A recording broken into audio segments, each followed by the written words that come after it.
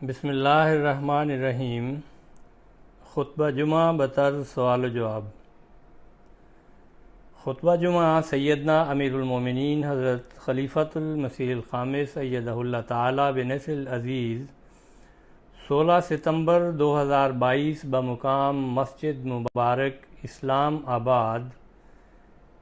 ٹلفورڈ، سرے، UK۔ سوال نمبر 1،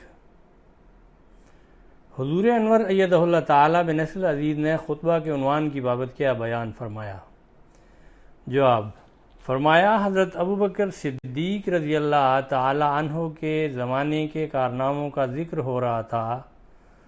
سوال نمبر 2، حضور انور ایدہ اللہ تعالی بنصر العزیز نے حضرت ابوبکر رضی اللہ عنہ کے عہد خلافت میں جزیہ کی وصولی کے حوالے سے کیا بیان فرمایا؟ جواب: فرمایا، اس کی مقدار صرف 4 درہم فی کس سالانہ تھی، اور یہ صرف بالغ، تندرست اور قابل کار افراد سے وصول کیا جاتا تھا۔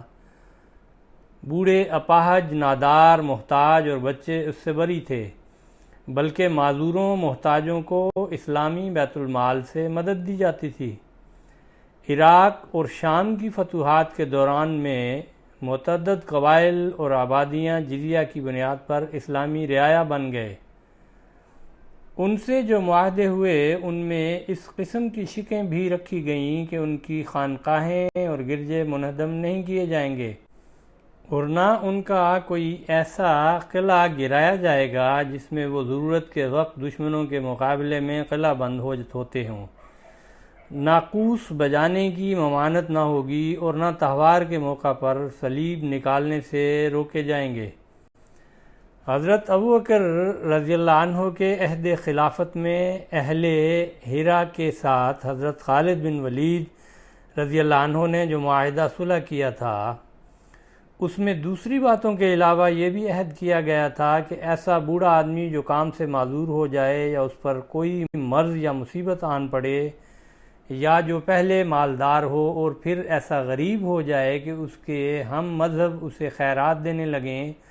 تو اس کے سر سے جزیہ ساقط کر دیا جائے گا، یعنی ختم کر دیا جائے گا،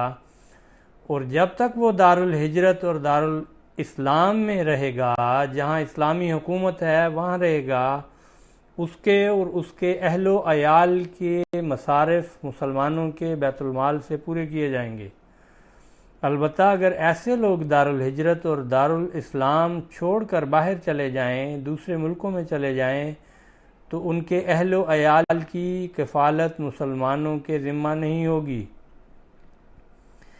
ایک روایت کے مطابق اہل ہیرا کے ساتھ حضرت خالد بن ولید رضی اللہ عنہ کے معاہدہ میں درج تھا کہ محتاجوں، اپاہجوں اور تارک الدنیا راہبوں کو جزیہ معاف ہوگا۔ سوال نمبر 3، امام بغوی نے کتاب شرح السنہ میں جمع قرآن کی احادیث پر کیا حاشیہ تحریر فرمایا؟ جواب: فرمایا، امام بغوی اپنی کتاب شرح السنہ میں جمع قرآن کی احادیث پر حاشیہ لکھتے ہوئے فرماتے ہیں کہ جس قرآن کو اللہ تعالیٰ نے اپنے رسول صلی اللہ علیہ وآلہ وسلم پر اتارا تھا، اسے صحابہ کرام رضوان اللہ علیہم نے من و عن بغیر کسی کمی بیشی کے مکمل جمع کر دیا تھا، اور صحابہ کرام کا قرآن مجید کو جمع کرنے کا سبب حدیث میں یہ بیان ہوا ہے کہ پہلے قرآن مجید کھجور کی شاخوں، پتھر کی سلیٹوں، سلوں اور حفاظ کرام کے سینوں میں بکھرا ہوا تھا۔ صحابہ کرام کو خدشہ ہوا کہ حفاظ کرام کی شہادت سے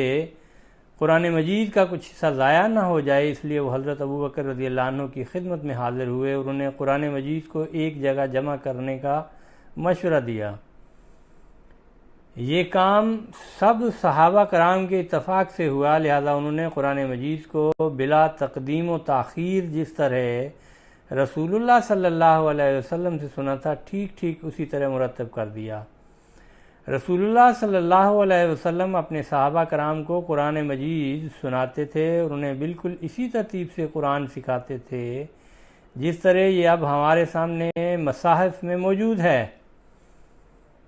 یہ ترتیب جبرائیل نے آپ صلی اللہ علیہ وسلم کو سکھائی تھی۔ وہ آپ صلی اللہ علیہ وسلم کو ہر آیت کے نزول پر بتاتے تھے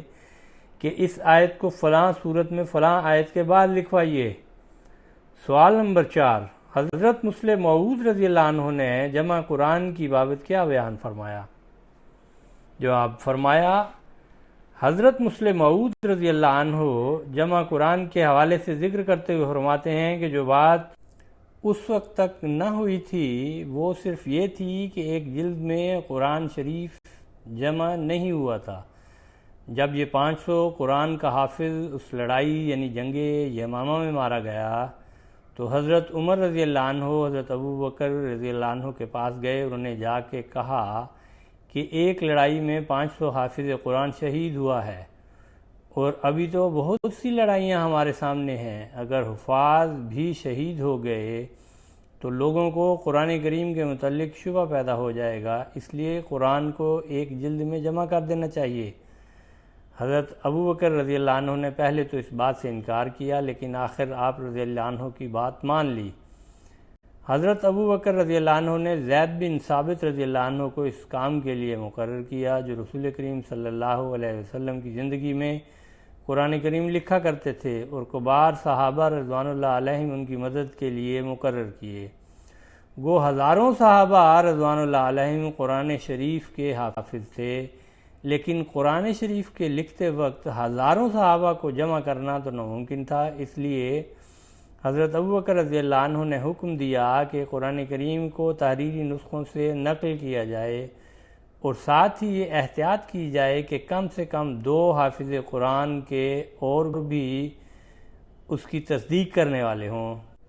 چنانچہ متفرق چمڑوں اور ہڈیوں پر جو قرآن شریف لکھا ہوا تھا وہ ایک جگہ پر جمع کر دیا گیا اور قرآن شریف کے حافظوں نے اس کی تصدیق کی۔ اگر قرآن شریف کے متعلق کوئی شبہ ہو سکتا ہے تو محض رسول اللہ صلی اللہ علیہ وسلم کی وفات اور اس وقت کے درمیانی عرصہ کے متعلق ہو سکتا ہے، مگر کیا کوئی عقل مند یہ تسلیم کر سکتا ہے کہ جو کتاب روزانہ پڑھی جاتی تھی اور جو کتاب ہر رمضان میں اونچی آواز سے پڑھ کر دوسرے مسلمانوں کو حفاظ سناتے تھے اور جس ساری کی ساری کتاب کو ہزاروں آدمیوں نے شروع سے لے کر آخر تک حفظ کیا ہوا تھا اور جو کتاب گو ایک جلد میں اکٹھی نہیں کی گئی تھی لیکن 20 صحابہ رضوان اللہ علیہم اس کو لکھا کرتے تھے اور ٹکڑوں کی صورت میں لکھی ہوئی وہ ساری کی ساری موجود تھی، اسے ایک جلد میں جمع کرنے میں کسی کو دقت محسوس ہو سکتی تھی اور پھر کیا ایسے شخص کو دقت ہو سکتی تھی جو خود رسول کریم صلی اللہ علیہ وسلم کے زمانہ میں قرآن کی کتابت پر مقرر تھا اور اس کا حافظ تھا اور جبکہ قرآن روزانہ پڑھا جاتا تھا؟ کیا یہ ہو سکتا ہے کہ اس جلد میں کوئی غلطی ہو جاتی اور باقی حافظ اس کو پکڑ نہ لیتے؟ اگر اس قسم کی شہادت پر شبہ کیا جائے تو پھر تو دنیا میں کوئی دلیل باقی نہیں رہتی۔ حق یہ ہے کہ دنیا کی کوئی تحریر ایسے تواتر سے دنیا میں قائم نہیں جس تواتر سے قرآن شریف قائم ہے۔ سوال نمبر 5، اعتراض۔ رسول کریم صلی اللہ علیہ وسلم کے زمانے میں قرآن پورا نہ لکھا گیا کا حضرت مسلم موعود رضی اللہ عنہ نے کیا جواب بیان فرمایا؟ جواب، فرمایا اس کا جواب یہ ہے کہ یہ درست نہیں ہے۔ رسول کریم صلی اللہ علیہ وسلم کے زمانہ میں یقیناً سارا قرآن لکھا گیا تھا۔ یہ جو کہتے ہیں نہیں لکھا گیا یہ غلط ہے، لکھا گیا تھا، جیسا کہ حضرت عثمان رضی اللہ عنہ کی روایت ہے کہ جب کوئی حصہ نازل ہوتا تو رسول کریم صلی اللہ علیہ وسلم لکھنے والوں کو بلاتے اور فرماتے اسے فلاں جگہ داخل کرو۔ جب یہ تاریخی ثبوت موجود ہے تو پھر یہ کہنا کہ قرآن رسول کریم صلی اللہ علیہ وسلم کے وقت پورا نہ لکھا گیا تھا بے وقوفی ہے۔ رہا یہ سوال کہ پھر حضرت ابو بکر رضی اللہ عنہ کے زمانہ میں کیوں لکھا گیا، اس کا جواب یہ ہے کہ رسول کریم صلی اللہ علیہ وسلم کے زمانہ میں قرآن اس طرح ایک جلد میں نہ تھا جس طرح اب ہے۔ حضرت عمر رضی اللہ عنہ کو یہ خیال پیدا ہوا کہ لوگ یہ نہ سمجھیں کہ قرآن محفوظ نہیں، اس لیے انہوں نے اس بارے میں حضرت ابو بکر رضی اللہ عنہ سے جو الفاظ کہے وہ یہ تھے کہ انی ارا انت امروا جمع القرآن، میں مناسب سمجھتا ہوں کہ آپ قرآن کو ایک کتاب کی شکل میں جمع کرنے کا حکم دیں، یہ نہیں کہا کہ آپ اس کی کتابت کرا لیں۔ پھر حضرت ابو بکر رضی اللہ عنہ نے زید رضی اللہ عنہ کو بلا کر کہا کہ قرآن جمع کرو، چنانچہ فرمایا اجمعہ، اسے ایک جگہ جمع کر دو، یہ نہیں کہا کہ اسے لکھ لو۔ غرض الفاظ خود بتا رہے ہیں کہ اس وقت قرآن کے اوراق کو ایک جلد میں اکٹھا کرنے کا سوال تھا، لکھنے کا سوال نہ تھا۔ سوال نمبر 6، حضرت مسیح موعود علیہ السلام نے جمع قرآن کی بابت کیا بیان فرمایا؟ جواب، فرمایا حضرت مسیح موعود علیہ السلام فرماتے ہیں قرآن بلا شبہ وہی مطلوع ہے اور پورے کا پورا یہاں تک کہ نقطے اور حروف بھی قطعی متواتر ہیں، اور اللہ نے اسے کمال اہتمام کے ساتھ فرشتوں کی حفاظت میں نازل فرمایا ہے۔ پھر اس کے بارے میں تمام قسم کے اہتمام کرنے میں نبی کریم صلی اللہ علیہ وسلم نے کوئی دقیقہ فروغ گذاشت نہیں کیا، اور آپ صلی اللہ علیہ وسلم نے اپنی آنکھوں کے سامنے ایک ایک آیت جیسے وہ قرآن نازل ہوتا رہا لکھنے پر مدامت فرمائی، یہاں تک کہ آپ نے اسے مکمل طور پر جمع فرمایا اور بنفس نفیس آیات کو ترتیب دیا اور انہیں جمع کیا، اور نماز میں اور نماز سے باہر اس کی تلاوت پر مدامت فرمائی، یہاں تک کہ آپ دنیا سے رحلت فرما گئے اور اپنے رفیق اعلیٰ اور محبوب رب العالمین سے جا ملے۔ حضرت مسیح موعود علیہ السلام فرماتے ہیں کہ اس کے بعد خلیفہ اول حضرت ابو بکر صدیق رضی اللہ عنہ نے اس کی تمام صورتوں کو نبی کریم صلی اللہ علیہ وسلم سے سنی ہوئی ترتیب کے مطابق جمع کرنے کا اہتمام فرمایا۔ پھر حضرت ابو بکر صدیق رضی اللہ عنہ کے بعد اللہ نے خلیفہ ثالث حضرت عثمان رضی اللہ عنہ کو توفیق عطا فرمائی، تو آپ رضی اللہ عنہ نے لغت قریش کے مطابق قرآن کو ایک قرات پر جمع کیا اور اسے تمام ملکوں میں پھیلا دیا۔ سوال نمبر 7، حضور انور ایدہ اللہ تعالیٰ بنصر عزیز نے صحیفہ صدیقی کے بابت کیا بیان فرمایا؟ جواب، فرمایا حضرت ابو بکر صدیق رضی اللہ عنہ نے حضرت زید بن ثابت رضی اللہ عنہ کے ذریعہ جس قرآن کریم کو ایک جلد میں مرتب کروایا اس کا صحیفہ صدیقی کہا جاتا ہے۔ یہ حضرت ابو بکر صدیق رضی اللہ عنہ کے پاس آپ رضی اللہ عنہ کی وفات تک رہا، اس کے بعد حضرت عمر رضی اللہ عنہ کے پاس آ گیا اور حضرت عمر رضی اللہ عنہ نے ام المومنین حضرت حفصہ رضی اللہ عنہ کے سپرد کر دیا، اور یہ ارشاد فرمایا کہ کسی شخص کو نہ دیا جائے البتہ جس کو نقل کرنا یا اپنا نسخہ صحیح کرنا ہو وہ اس سے فائدہ اٹھا سکتا ہے۔ چنانچہ حضرت عثمان رضی اللہ عنہ نے اپنے عہد خلافت میں حضرت حفصہ رضی اللہ عنہ سے عاریتاً لے کر چند نسخے نقل کروائے اور وہ نسخہ حضرت حفصہ کو واپس لوٹا دیا۔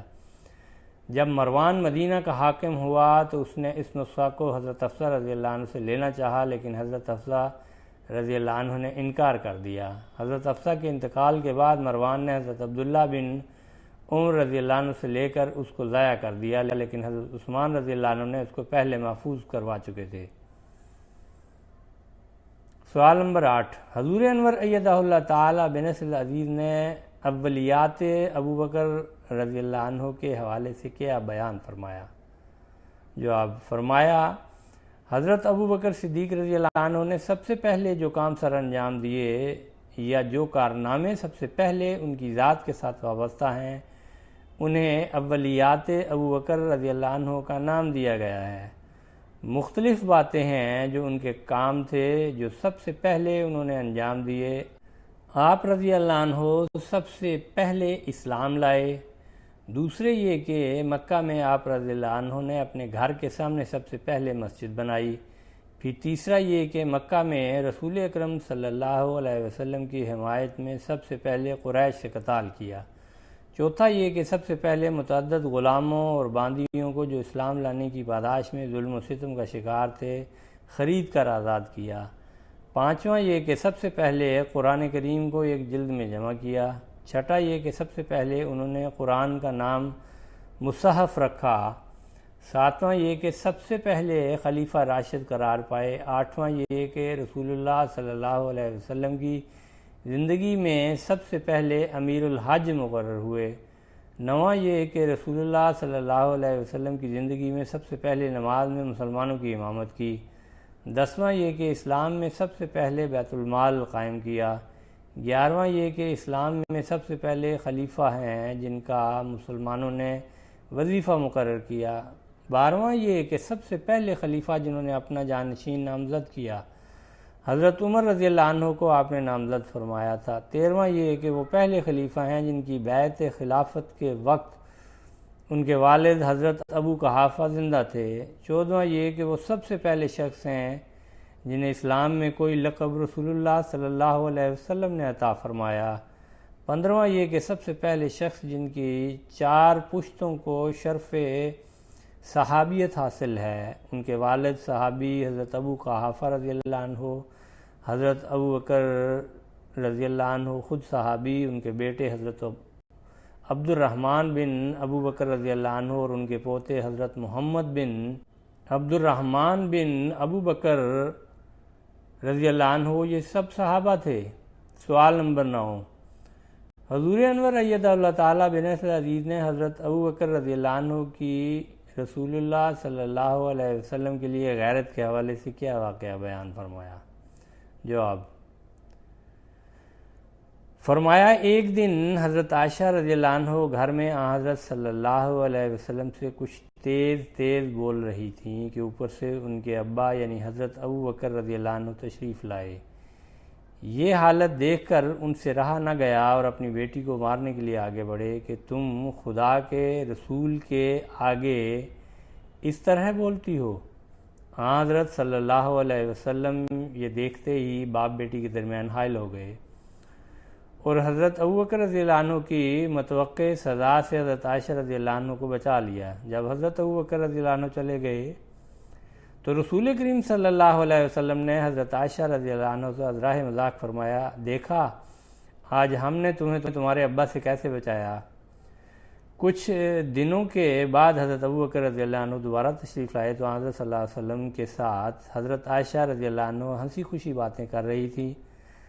حضرت ابو بکر رضی اللہ عنہ کہنے لگے کہ دیکھو تم نے اپنی لڑائی میں تو مجھے شریک کیا تھا، اب خوشی میں بھی شریک کر لو۔ اس پر رسول اللہ صلی اللہ علیہ وسلم نے فرمایا، ہم نے شریک کر لیا۔ آواز شعیب خالد۔